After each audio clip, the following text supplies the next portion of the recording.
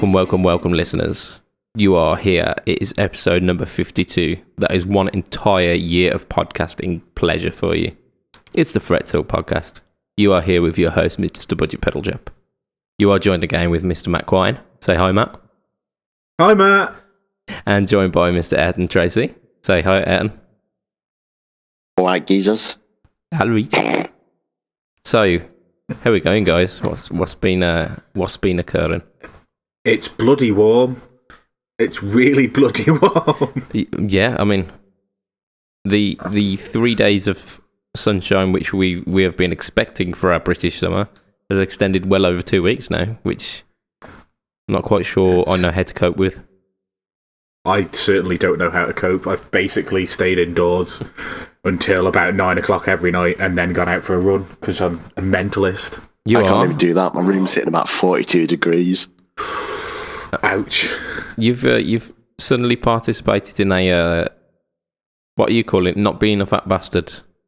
Yeah, so it's today is day 12 of Matt tries not to be a fat bastard. I reckon we should probably get this as an unofficial Fret Talk thing and call it Fit Talk. Put it on the same feed. Well, because I think I need to lose a bit of weight as well, and I wouldn't mind joining in with that. Well, can we do one for drinking? Because I tried having a few weeks off. It didn't even last 24 hours yesterday. What? Seeing how long a drinking streak you can get? That was me at the start of June. That's been going for years, that. Yeah. No, to be fair, the fitness, like the actual exercise has been going all right, but the stopping myself from eating the rubbish has been going terribly. So I've been trying to sort that out as well this week. Yeah. But I've already done 34 miles in 12 days. Shit, man, that's pretty cool. Which is not too bad. Yeah, no, like, complete kudos to you. It's something that I should be doing. I should definitely be getting off my arse and losing some weight. Because I've had to buy, like, two new sets of trousers for work over this past year.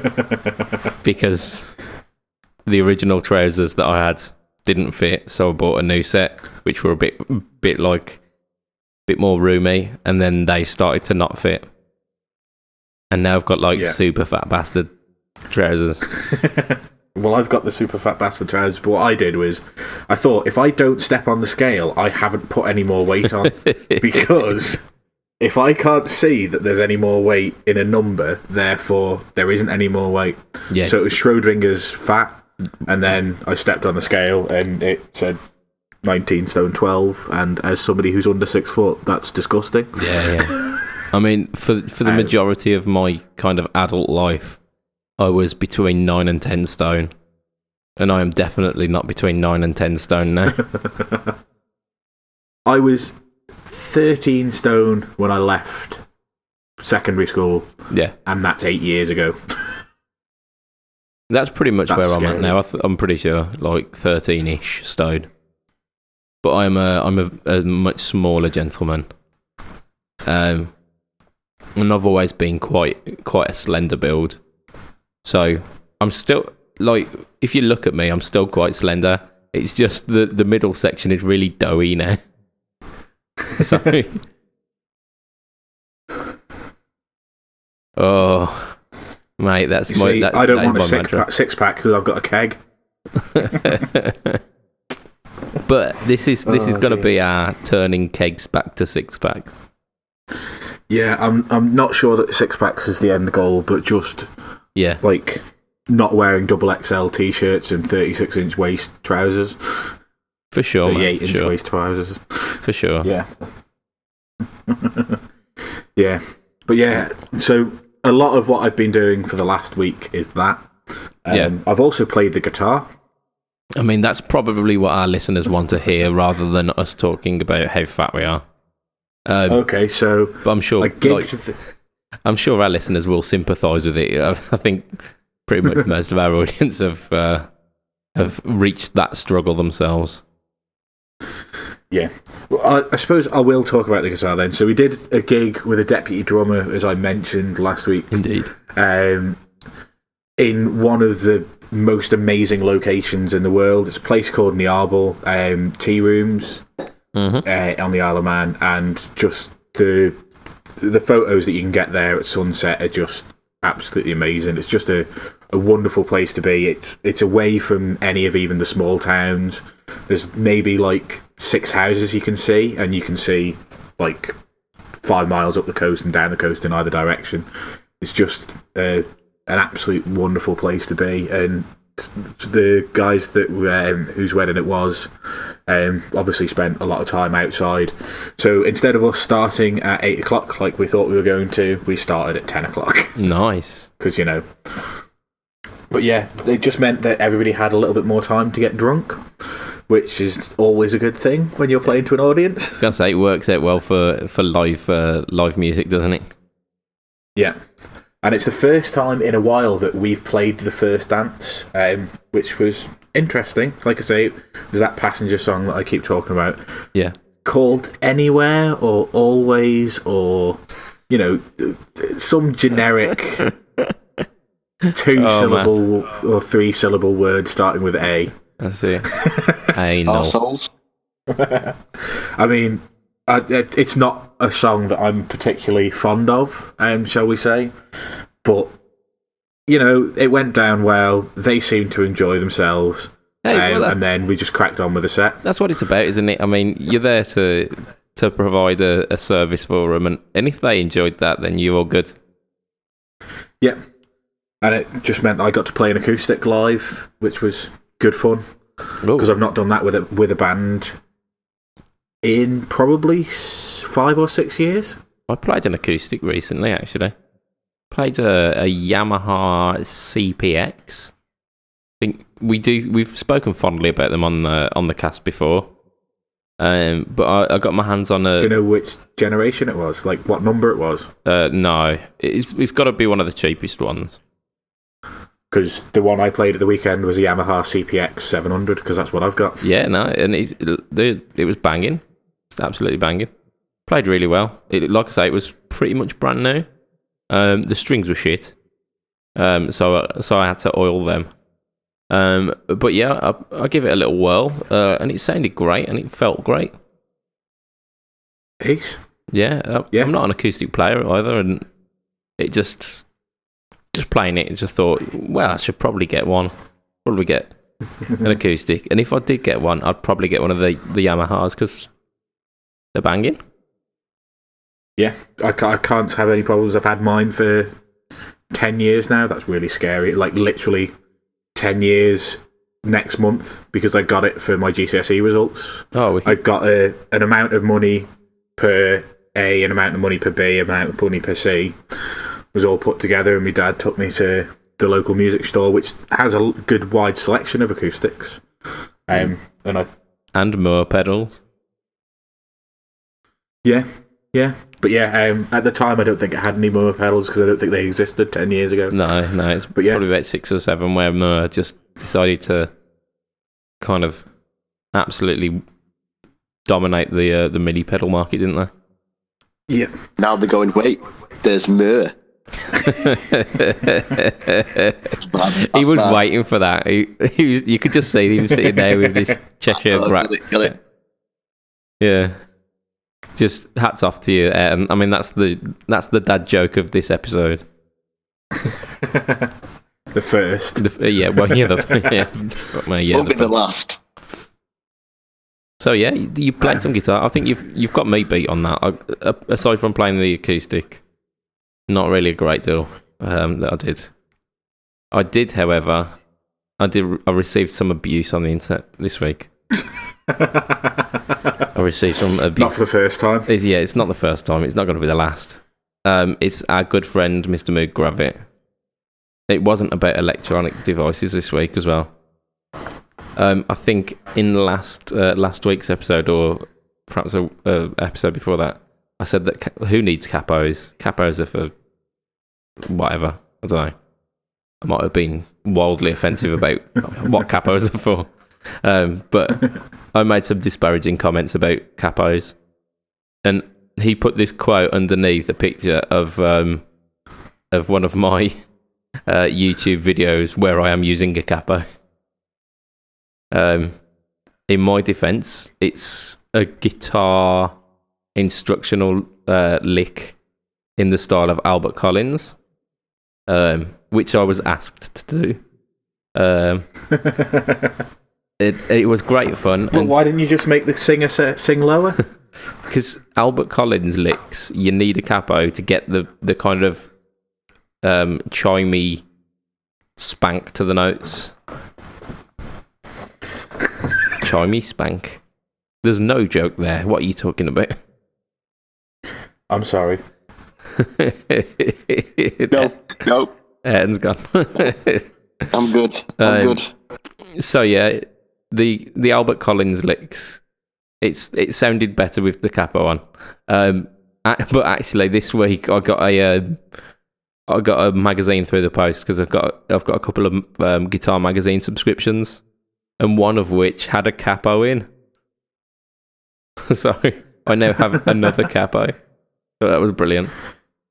So is it a plastic cheap crappy one, or yeah, it seems like it's not going to do the world's greatest job, but for me, he uses a capo once every 4 years or something. I think it'll probably do. Are you looking around for your capo?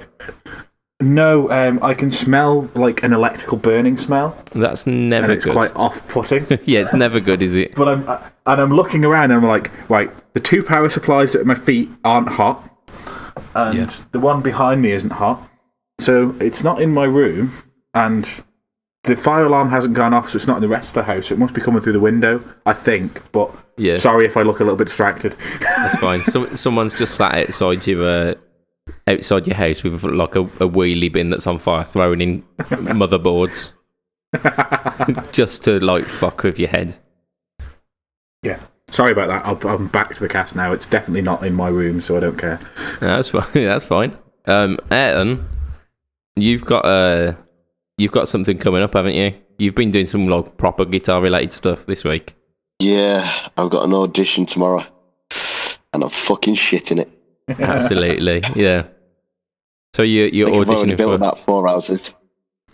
So, what kind of genre is this band that we're talking? It's like hard rock, heavy metal, everything that I'm into. Yeah, no, that sounds good. And you were it's kind of like a super group as well. Oh, wicked! Yeah,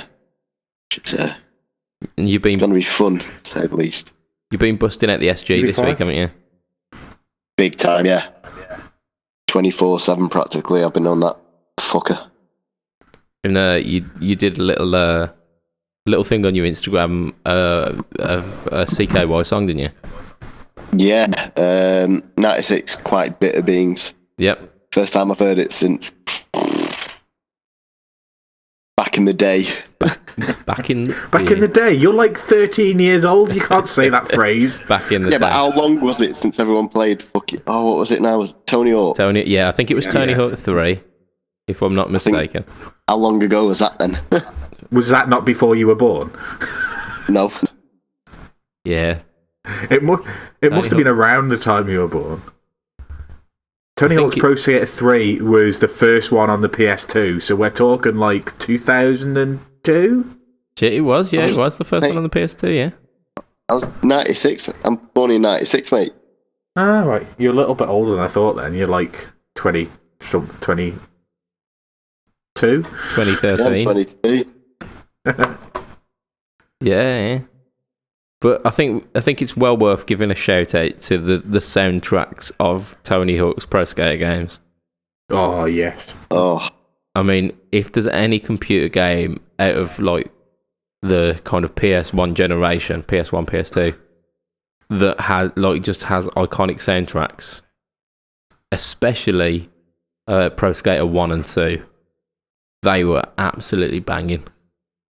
And they turned me on to quite a few wicked bands, one of which being Bad Religion, who are just just one of the greatest, like, punk bands, like American punk bands, just still going, like, to this day. Love Bad Religion. I just love the Tony Hawk's Pro Skater all the way up until probably Tony Hawk's Pro Skater 5 was probably falling over the cliff. I think 4 was probably the last great one, and then 5 was okay, and then they ruined it with like trying to put BMX bikes in there as well. And yeah, I think they went to like Tony Hawk Underground, which that one was pretty good, and then like American Wasteland. If anyone wants to reminisce, on Spotify there's a playlist for Pro Skater 3 as well. Oh, I just searched it now. Damn, I think I might have to get that going, because like it's just, some of them are wicked, like Superman by Goldfinger was just one of the ones that I would play over and over again because it was just so wicked. And like I say, Bad Religion, You by Bad Religion, you had 96 Quite Bitter Beans. Motorhead was on that one as well, I think. Ace of Spades, and he's just like, these are just banging tunes, absolutely banging tunes. Alien Ant Farm, Ramones, Red Hot. Yeah, so there's some pretty good stuff. So for those of you guys who haven't checked out, just those of you who were living under a rock for the past 20 years, go check out the Tony Hawk's Pro Skater Games soundtracks, which you'll be able to find on Spotify, no doubt, because they were just wicked. This week we have got like shitloads of news because there was some crazy event over in like Nashville. I think they called it SNAM, which SNAM, yeah. I think the guys who do that one in winter, NAM, they've got, they should get their lawyers involved because that's pretty close, isn't it? SNAM. Yeah, they should probably like speak to them. Yeah, Shitty NAM. I think that's what it stands for. Shitty NAM, yeah. So Shitty NAM 2018, but there were quite a few big companies there. I believe Gibson actually turned up this time as well. They realised that it was a bit of a faux pas. I know we probably won't get on to Gibson because they didn't officially announce anything, but they did say the line is being reduced for 2019, so they're not going to have all the different levels that they've had. They haven't said what the new ones are going to be, but I would guess it'll probably be it'll be traditional or whatever the 1,200 quid model was. You kind of get. I was going to say you kind of get rid of the studio, can you? So they had faded studio, traditional, standard, then like custom shop, didn't they? Which was like 5 different versions of the same. There was the classic as well, the. What was the other one that began with a T that wasn't traditional? Turgid. I can't remember, but there was something else as well. So yeah, I think they had like 9 different models last year, and they're cutting it right down, and they haven't said how many there'll be, but I imagine there'll probably be one about £1,000-ish, one about 1,800 quid, and one about £2,500 again. Yeah, so it's probably going to go back to studio, trad, and then standard, isn't it? Yeah, which is fine. It's fine. Yeah, it means you're not having to kind of search through tons and tons of stuff to figure out which one that you want. You have to get spreadsheets up and shit to try and figure out what's going on. Make you do a quiz. Yeah. You go onto Gibson's website and it says, "Which Les Paul are you?" Yeah. Oh, mate, the internet it's full of bullshit like that. So yeah, we're going to start off this week with one of the SNAM announcements that I thought was pretty cool, and that is the Contemporary Active. I've written the word contemporary twice, so I'll say it. Contemporary Active, Contemporary HH, Contemporary Jazz, Contemporary. So is that a jazz master with active humbuckers? Yeah, and it's contemporary. So kill it with fire. Kill it with fire. Kill it with fire. So I hear your trepidation, Matt. Is it one of these Squire ones that goes in with the Strat and the telly? So yeah, it's a Squire. Yeah. So the contemporary HH telly and HH Strat have already come out. They had passive humbuckers, whereas this has got ceramic active humbuckers called SQR. Everybody that wants a Jazzmaster wants active humbuckers. Right, I'm gonna come at this from a slightly different angle after I tell you what the specs are. Because actually it's pretty impressive. Popular body, which is not impressive at all. Indian Laurel board, which I don't even know what that means. It's on all of the Strats, all of the Squires now, so it's Squire's replacement for Rosewood, just like Power Pharaoh is America's replacement for Rosewood. But Laurel is a people name. Well, Laurel is a person's name. But it's not some Indian guy called Laurel. They haven't chopped his arm off and fucking painted it on the front of the bloody... They've asked our Laurel, and they says, "Oh, have you got any trees?" And he went, "Yeah. Stay at the back, yeah. Do you want to chop some down? You can use them on your guitars." So they're Indian Laurel's fretboards. I'm imagining that business is booming for Indian Laurel's wood emporium. So yeah, it's a 12-inch radius, which is rad. It's got a bone nut, which is also rad. It comes in this crazy like metallic surf green, which is called Surf Pearl, or like a kind of metallic-y charcoal, which is graphite. So where I'm coming at from this, it's not a guitar that I want. I'm just gonna throw that straight out there. I am likely gonna be in the kill it with fire camp, but just think how like crazy popular the Jim Root Strat, Telly, and Jazzmaster were. But they were black or white, not fucking surf. If you want a surf guitar, it needs to be a classic guitar. If it's going to be surf green or surf red or whatever you want to call them pastel colours, don't then stick a 12-inch radius and a bone nut and active humbuckers in it. No, look at your market. If you want to do modern 12-inch radius, active humbuckers aimed at metal, give it a metal colour. What metal guitarist in their right mind is going to play a bloody surf green guitar? I don't know. There's a few that have done fucking pink.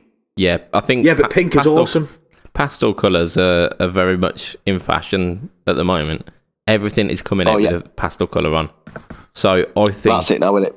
Yeah, I think these fucking will be... on them off and shit like that are going to come out with a fucking pastel green guitar. I think everyone's going to, oh, that's so cute. And then bang. Cannibal Corpse is next. I think these are going to be... I think they are going to be, like, popular. And the price point, 384 quid, that is not bad for, like, the spec you're getting here. Yeah, the spec's all right. And, like, I get where you're coming from. It just... To me, metal bands' guitars should look a certain way, and they shouldn't have pastel green on them. Well, then, if you don't want the pastel green, you go for the kind of sparkly grey, which is the graphite one, which looks... I'd sand that down straight away. It looks a bit more metal. Black on it. But sand it down, put black on it, sorted. Yeah, you could go matte black. Don't even need to... But, I mean... Yeah. Like, new metal is over, so... We don't need matte black. Is it, though? Aren't corn still a big thing? No. I'm sorry, but I think I've just felt a knife go into my chest. That hurt me. It's cutting deep, man. It's cutting deep. It's not over at all. Korn's cover of Word Up is still good. I think you've mixed the word still and never. I don't think... Get out of here. So, Cameo were absolutely classy gentlemen. Don't get me wrong, it's not as good as the original, but it's still not shit. I mean, this is from a man who was trying to convince me that Metallica's version of Whiskey in a Jar is anything but just horse shit. It's wonderfully subtle. That's what it is. Oh. It's yeah. there are so many metaphors which I cannot use to describe how unsubtle the Metallica's cover of Whiskey in the Jar is. And the video for it is just laughable. Just watch the video. Honestly, it's funny. But yeah, so contemporary active contemporary HH jazz for 384 quid. If you didn't want active pickups in it, nice and easy to get rid of. But I think unscrew everything and pull hard. But yeah, I think they're onto a kind of they're just ahead of the curve slightly with this one, and I think it might sell big. Like I said, I don't really think I want to buy it, but it might sell big. So come on then, guys. What have you got? What do you say was the picks of shitty NAMM 2018? Well, the pick definitely has to be those Charvels, doesn't it? I haven't got the specs in front of me, but those Charvel, I can't even remember what they're called now. It's like Big Boy or something. Pro Mod Dinkies. Pro Mod, that's it. Yeah. So yeah, I do happen to have sexy. I happen to have some specs for this. So they come in HSS or HSH. They come in 4 colours: primer grey, which is it's almost like a kind of pastel blue. Again with the pastel colours, like satin orange crush, kind of a pastel-y orange. Matte army drab, which is kind of like a rich green kind of colour. It's not olive at all, but it's out of the lot, it's probably the least good. At least vibrant, I'd say. I think all of them look pretty awesome. Final one being shell pink, which seems everything is coming out in shell pink. And it's not often you're going to hear me say this, but the shell pink isn't the best colour. It isn't. The orange Crush. It's completely the Orange Crush, isn't it? And you're never going to hear me say that pink isn't the best colour for a guitar ever again. But Jesus Christ, that orange just makes it epic. I saw the photos of them and I had to scroll back. I was like, Charvel, are you sure that's not a Fender custom shop or something? Yeah, so those are the colours. You've got Duncan pickups in it. So not Duncan design, but actual, legit Duncans. There's a Goto trem that's recessed as well. So it apparently works similar to a Floyd Rose with the amount of travel in it. You've got a graphite reinforced neck, so the kind of stuff that VJ are doing with their guitars, and that's custom shop prices there. The necks are also, I think they call it caramelized maple, so this roasted maple kind of trend that's going on. So sexy maple. Yeah, sexy maple. It brings out the natural kind of flame to it.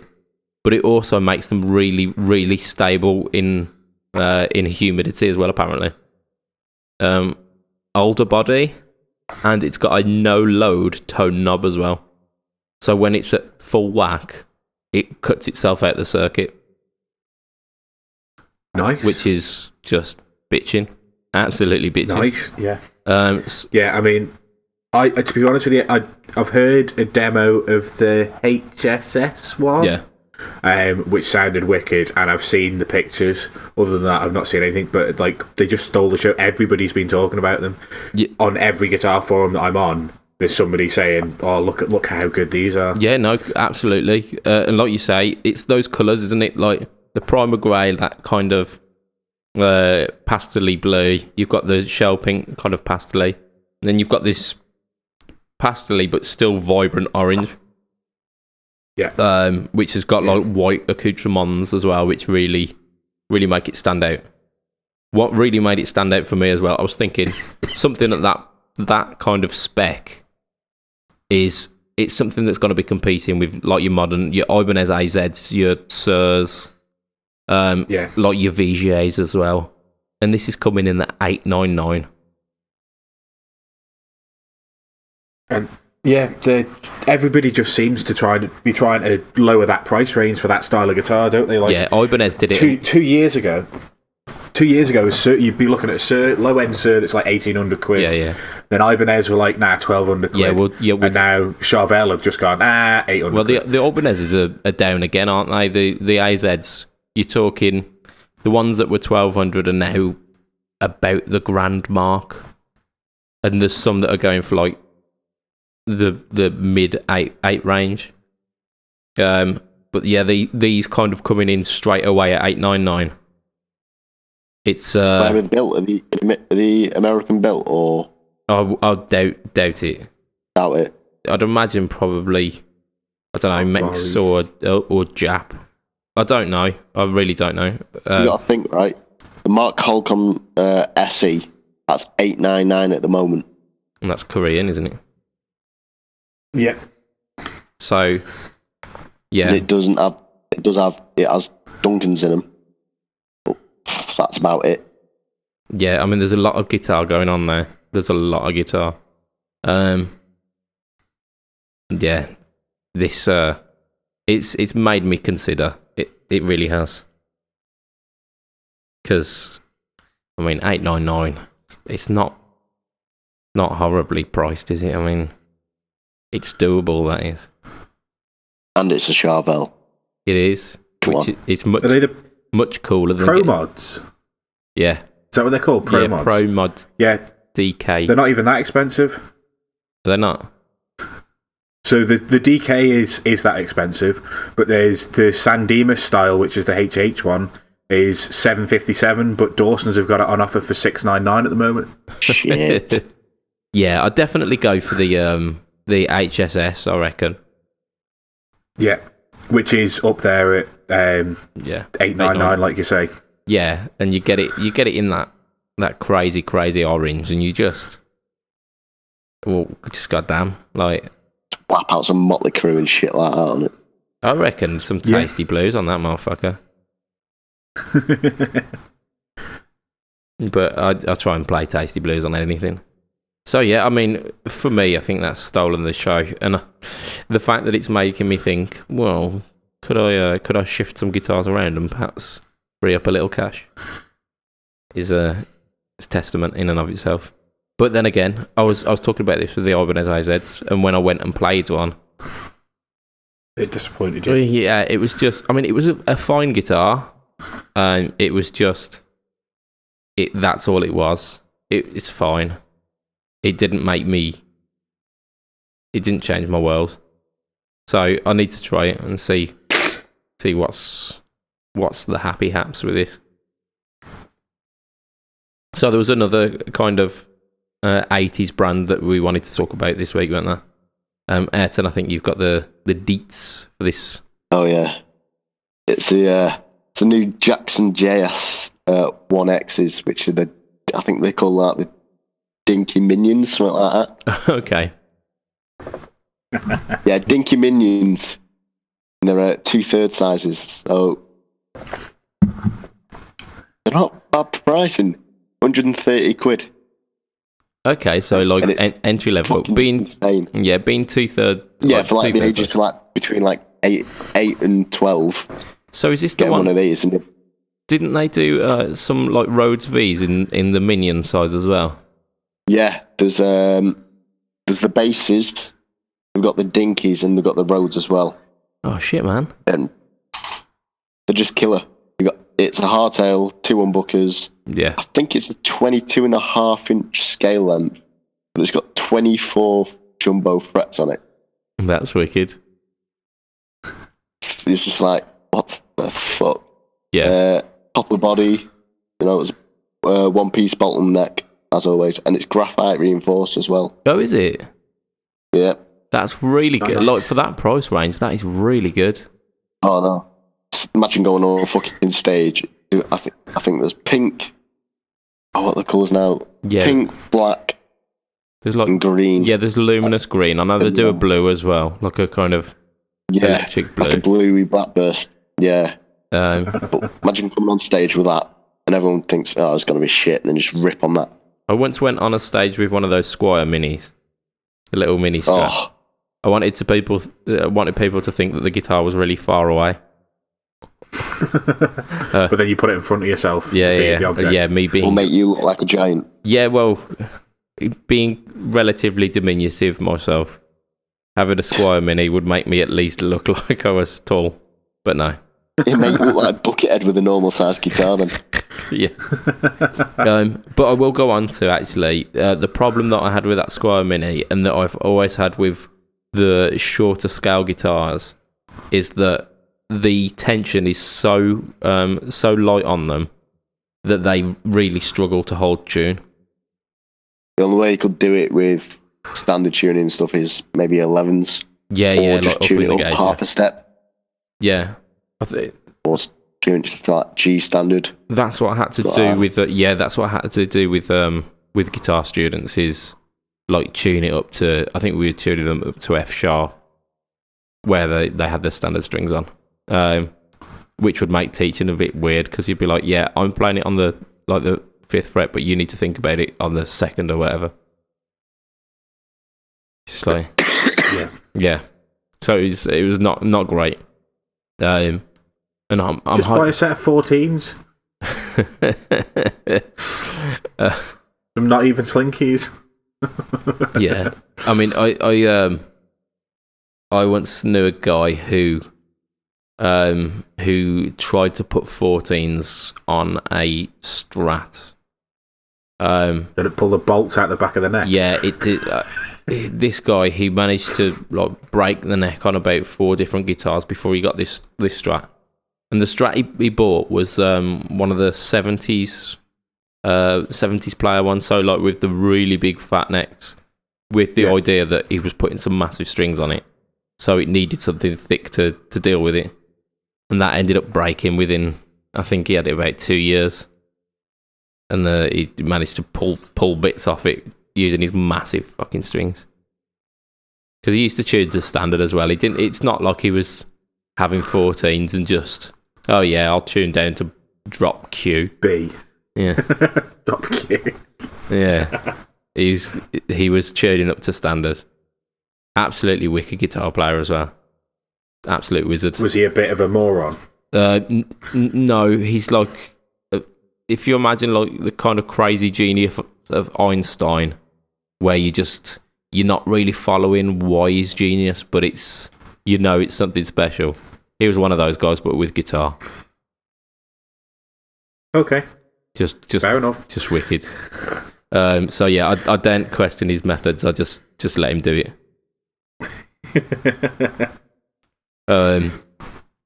So yeah, and he used to have massive action as well, like probably about 1 inch off the fretboard.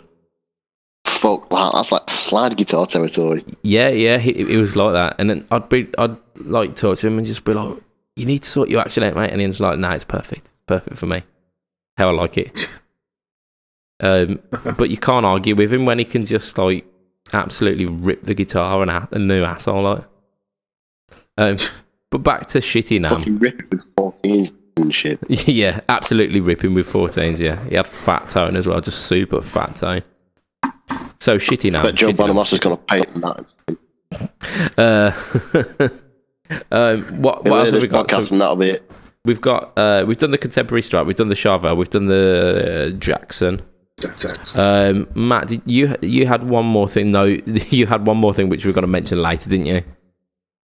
Yeah, I got a couple of others as well though. So there was the Supro Black Magic is now out in a head. So instead of being the 110, 115, and 212, they've now got a head version. Yeah, 25 watt Class A head. Obviously, being a Supro Black Magic, it's going to have gain for days and then a bit more, and then like another week.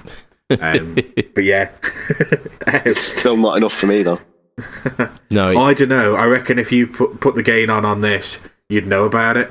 Like, they are proper gainy. Oh, are they? Yeah.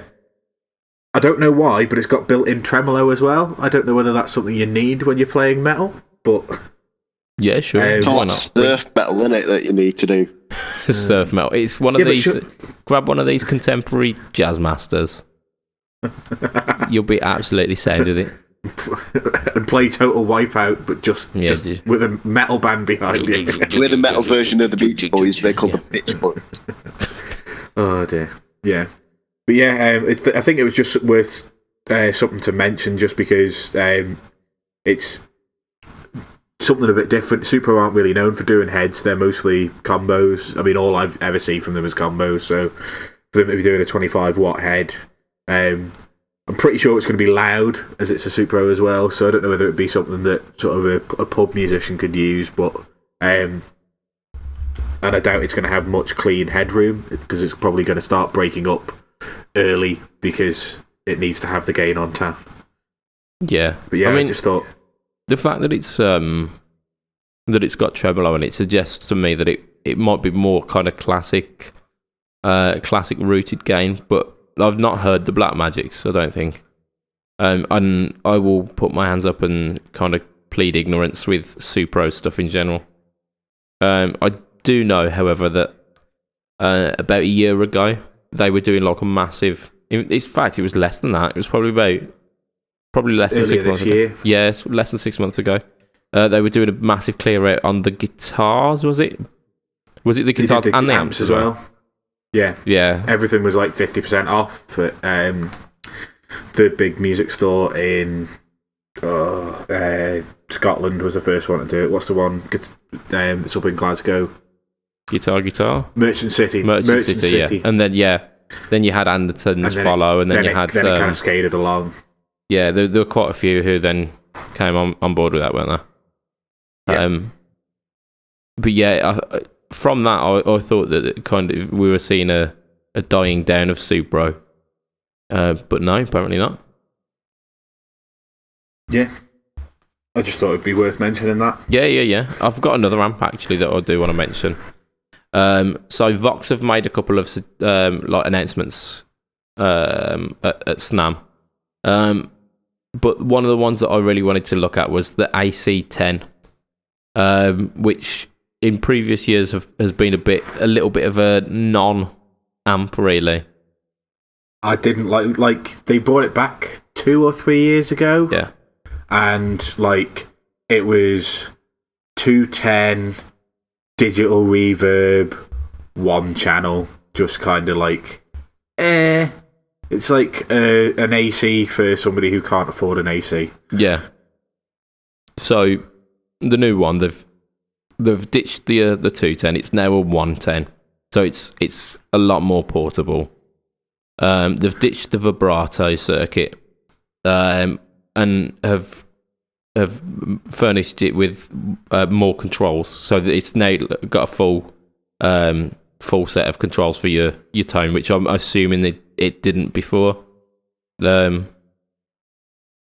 I weren't really aware of the AC10 pretty much. I knew that it was about, but I'd not done a great deal of research on it. So it's basically now gone from something that's just a little bit lost within the market to something which is, I mean, ostensibly could be, if it's an AC, it's going to be loud as fuck. So yeah, it's going to be loud enough to gig with. Hopefully it's got enough clean headroom in it.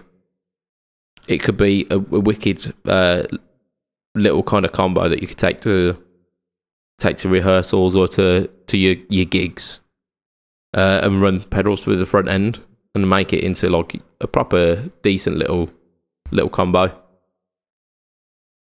Yep. But it's not going to have an effects loop. You say 1 pedal's in the front end, it's not going to have an effects loop because the 15 doesn't. Yeah, I wouldn't have thought so. But yeah, I thought that was so. It's AX7s, 12 AX7s in your preamp, which is pretty standard. EL84s, 2 of them as well. So I thought the 1 channel, kind of keeping it simple. Yeah, maybe. I don't know. I don't know how it's voiced and how easy it breaks up. But if it has got that clean headroom, that'd be an ideal little amp. And they're doing it in the cream finish as well, which is tasty. Don't tell me that. I've got too many amps as it is. The price of them is really good as well. So it's 449, I believe. Which you need to stop talking. My wallet can hear you. So yeah, the AC10 C1. I think perhaps for me that's fixed a bit of the issue with the AC10 just kind of being flubby and losing itself into the background of the more awesome things in the AC range. However, you give with one hand, you take with the other, don't you? Yeah. Are we going to talk about that now? We got 15 minutes left. Yeah, I reckon we will. Right. So what they've done is they've given us a good new AC10 because they've ruined the AC30. They've killed it.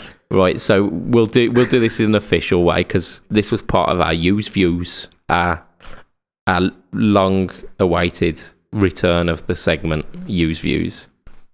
So Stuart Tate in our podcast group, I can't remember how he worded it, but basically said, "Why oh why have Vox ruined the AC30 with changes that nobody asked for?" So I think I'm gonna take that stance where I'm gonna pick apart all of the bad points of it, and I'm gonna be Vox's voice for why they've done it. Yeah, having just slagged them off 10 seconds ago. Paul Mason needs to be here, doesn't he? Yeah, he will never hear a bad word said about Vox, will he? Which side are you sitting on, Ayrton? The for or the against? Okay, you can join me. So the changes that they've made. It's now the Top Boost channel. It's not the normal channel and the Top Boost channel. Both available. They've scrapped the normal channel, and you only get the Top Boost channel. So that's a bit shit. It's now no longer a 212. It is a 112. And what they've done with that, instead of taking the speakers that you would have had in the 212 and just giving you one of them, which would have been the Alnico Blue, which is kind of synonymous with the Vox AC range. They've put their own kind of arbitrary shitty Celestion speaker in there. Well, allegedly, I don't know if it's going to be any good, but usually the generic no name Celestion speakers are in place of a good speaker. They've given you an effects loop, so that is something. Digital Verb, that lovely digital verb that Matt was talking about that they used to reside in the AC10. They've said get rid of that. We'll put that in the AC30 instead. And one of the things that you think about when you think about the AC30 is the vibrato and trem circuit. Is that included? Is it bollocks? So, right. Matt, you've got quite the uphill struggle here today. So, okay, what's the first thing that everyone whinges about when they talk about an AC30? They say it's too heavy. It's too good. Chop it in fucking half. Chop it in half, throw one of the halves away, put a side on it, and immediately you've got something that is easier to transport around. So, they've solved that issue. Yeah, I'm imagining they've actually done that though. I'm imagining they've literally took a sword and you've literally got like a badly cut piece of balsa wood stuck on the side. Just paint it black instead of getting fucking proper. Tolex. Yeah. No one then about 15 ton in the bottom so you don't see it. So it's even heavier than what it would be. See. Right. Next, they've gone. The normal channel is fucking useless. There's no use for it at all. It's flat, it's naff, it's uncontrollable. All you've got is one tone control for it. You can't use the bass and treble controls. So we'll just sack that off and we'll give you the usable channel, the Top Boost channel, the only usable channel for the AC amps. because the normal channel I just don't like it. But the top boost channel is amazing. You've got the tone cut, you've got bass and treble control, so you've got basically 3-band EQ for that, and that's all you need on an amp. You need a 3-band EQ. Don't give me 7-band, I don't care. Don't give me 1-band, because it's not quite enough. Give me a 3-band EQ. That's what they've done. So, that's a positive. Yes, it's not got the Alnico Blues, but it's a Celestion speaker. Everybody knows that Celestion makes good speakers.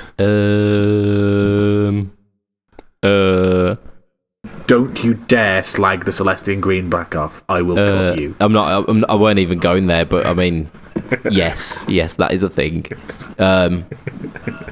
My second amplifier, my first kind of real amplifier, was a Spider 2, Line 6 Spider 2, 30 watt. That had something that had Celestion written on the back. Yeah. Are you telling me? But it was in a Spider. It was in a Spider. You're telling me that was a decent... You could have had a vintage 30 in that and it would have sounded fucking awful. But I don't think it was helped. What's in the back of your PV? In the back of my PV? It's PV's Delta speaker, I think it is. Oh, that's a shame. No, it's got to be their take on a Jensen, isn't it? It's Fender flavoured, so it's a PV speaker. I think it sounds probably a little bit better than some of the Jensens that I've heard. I'd fucking howl if that sticker started coming off and it said Greenback on the back underneath. Yeah, you see, you peel it off and it says it says Celestion Greenback. That would be a bit of a weird thing for PV to do. Yeah. Because you know, they are widely regarded, the Greenback. Fucked if I know why.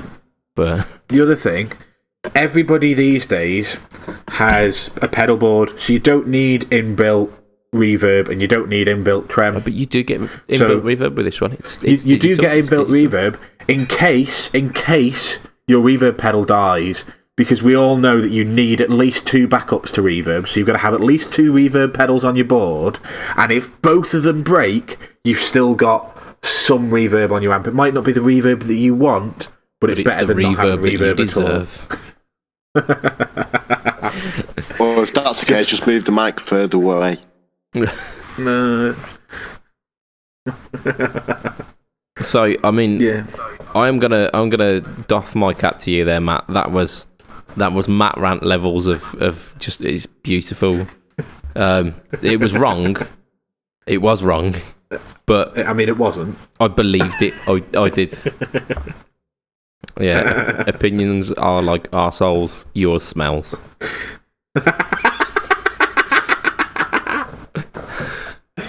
I think I've broken Ayrton. I've got a cold, it's just not helping. So yeah, I mean, there are some legitimately useful things, like the 112 thing, the effects loop. I can't argue against them because they are arguments.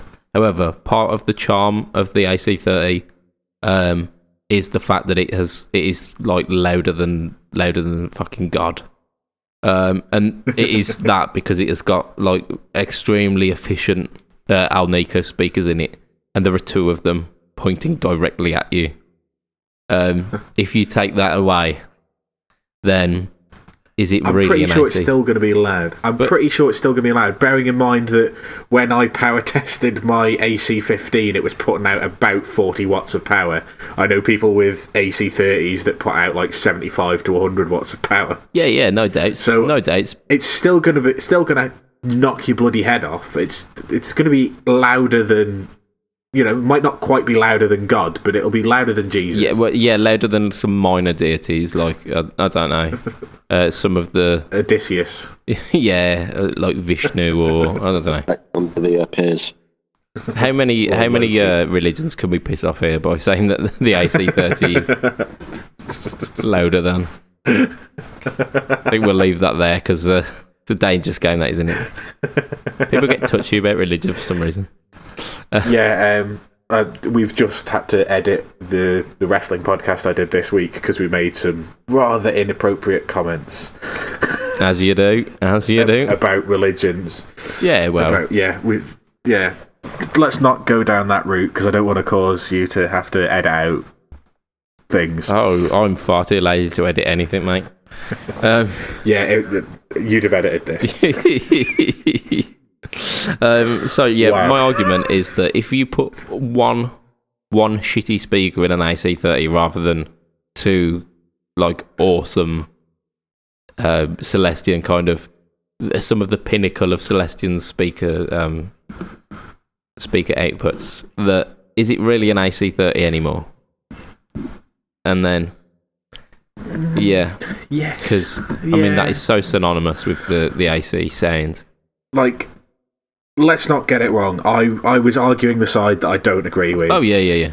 It's like trying to fight Trump's policies, isn't it? Space Force. Yeah.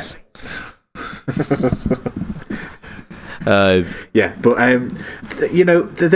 there are some positives and some negatives. But yeah, you're right. Non-brand name speakers, like, I know you say the Alnico Blues, but seriously, the Celestion Greenbacks in my AC just kind of make it for me. I think I've heard one with Celestion Blues. It was only a 112, so it's going to sound a bit different to the 212 that I've got. But they've got a little bit more clean headroom, and they kind of break up in a different way. Yeah. It's less kind of MIDI. Yeah, it's chimey, isn't it? Yeah. And the Greenbacks are synonymous. They're synonymous with kind of loud Marshalls, aren't they? And that's the really kind of mid-pushed sound. I've never got on with the Greenbacks, but I mean, I would take a Greenback over a shitty kind of Celestion. These designed with this amplifier in mind. I mean, if G112X, it's got to be something G7435. I think it was called something like the VB12 or something like that, and it's just like, yeah, all right. No, just they might be a sleeper hit, but very bad 12. It's likely going to be very bad 12, isn't it? And the digital verb as well. What the fuck's going on with that? Yeah, no, I'm sorry, but no, like, seriously, spring tanks are tiny. If you I know they rattle a bit, but just stick a string tank in it. Don't fuck around with stupid bloody digital reverb. Yeah, I mean, you can't beat the sound of that. Like, when you move your amp, it's brilliant. It's worth it just for that. Yeah, like I say, like I talked about 6 weeks ago when I was learning Seven Nation Army, the fact that the bass makes the spring tank in the guitar amp go. Yeah. That sound is just brilliant. And even, like, when you're driving to a gig, you know you haven't left your amp behind because you just hear rattling behind you. So I think in terms of a used views, I mean, it degenerated into us just slagging the AC30 off. But I think that's okay. I think it's more than acceptable. It kind of deserved. I'm gonna take my hat off to you, and I'm gonna declare you the winner this week for that, Matt, because I think the only other topic which would have been harder would have been defend the Arctic Monkeys' new album, which we still haven't done yet, but I think it might be coming up. I think we need to do Bullet for My Valentine's new album as well. Oh, I have not heard it. I have not heard it's fucking good. I've not heard any of their stuff in about 7 years. Yeah. It's gone bad, like, it went bad fast. And I think in the way that we are slagging off new music, I think that's where we're going to end it for this week. So, you say slagging off, I say putting in its place. Well, yeah, telling it not to overstep the line. So come back when it's good. Yeah, that's it. Bring out your first album, like a sequel to that. Go back to Sheffield. Yeah. So if you want to catch us, guys, on the interwebs, interweb netlines, you go facebook.com groups, and then you look for Threat Talk Podcast. We are in there. You can get your own views in with views. You can also get stuff put on the channel by just giving us some topics. Oh, there was one more used views, and I think we could do this one in this matter of seconds. So we'll do that kind of interspersed with this outro. Adam Yeoman said, should I buy one of the Les Paul, the Epiphone Les Pauls with P90s? I think we can conclusively say yes. What colour are you getting? No, it's got P90s in it. Buy a real guitar. Oh, you I'm losing you two on this call. You go in. You go in. I think yes, he definitely should. P90s are just tasty sauce. Fine, but not in an Epiphone, and not in an Epiphone Les Paul. Epiphone Les Pauls are sticky and horrible. Gold top with P90s. Yeah, with a load of bloody lacquer over the top, so you don't get the gold top feeling. They feel like a sticky, sterile piece of poo. That's a brilliant mental image. I'm sorry, Epiphone, whilst being a fantastic brand, Les Pauls are a no-go. Like, have a Flying V, have an SG, have a Explorer, have a Firebird, whatever you want, but Les Pauls, the wood needs to be able to resonate properly, because that's the sound of the Les Paul. And when you cover it in lacquer that's not nitro, it can't do that, and you can't get the Les Paul sound unless you put EMGs in it and kill it. Tone condoms. Put it in a condom. That's it. I had an Epi Les Paul for years, and it was my main go-to axe, and I will not hear a bad word. You have a real one. I will not hear a bad word said about them. They are absolutely fantastic instruments. I had one, I fucking hated it, so I sold it. You had the wrong one. You should have had mine. It was beautiful. So back onto our outro. Budget Pedal Chap. You check me on Facebook, Instagram, YouTube. I released an incredibly juvenile tapping lick last week. I still need to respond. Yeah, Matt needs to do a video response to this one.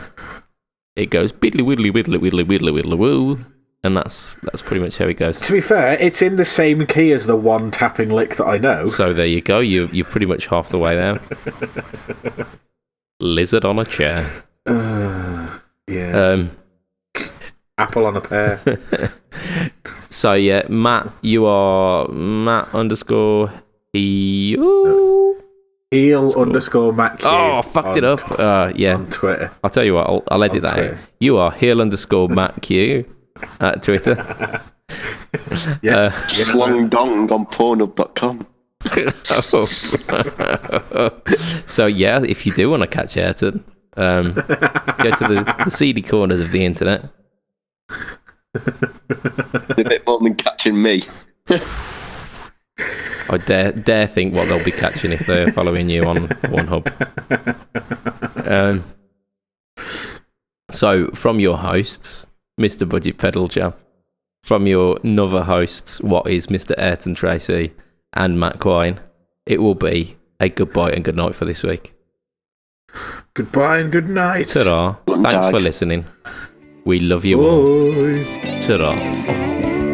Ta-ra.